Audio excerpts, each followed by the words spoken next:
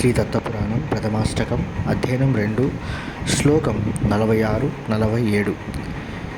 కేచిత్ ప్రధాన ప్రాధాన్యం కేచిదీశస్య చోభయో అగ్రే అనూన్ సత్ అసత్ కేచిత్ ఆరంభవాదినః.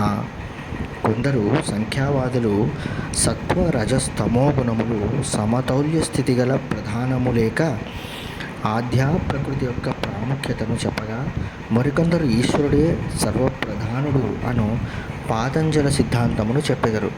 కొందరు రెండింటినీ అంగీకరించెదరు. కొందరు అనువాదులు పరమాణువే సర్వాధారం అందురు. కొందరు సత్తు అనుచు ఉనికి అన్నదే మూలము, దాని నుండి అసత్తు కలిగిందని శాశ్వత అశాశ్వత తత్వమును వివరించెదరు. మరియును కొందరు ఈశ్వరుడే పరమకర్త అనియు ప్రకృతి నిమిత్తకర్త అనియు వాదించెదరు. పరిణామపరాః కేచిత్ వివర్త మతయోపరే ఏవం విప్రతిపత్తౌ మే ధౌర్న నశ్యమభూత్రభో.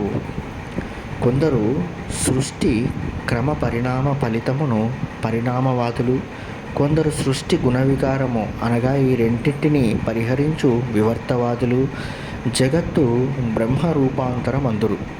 ఇట్టి ఏకాభిప్రాయమునకు తావులేని వాదనములన్నీ తెలుసుకున్న మీదట నాకు ఈ దుఃఖం కలిగింది ప్రభో.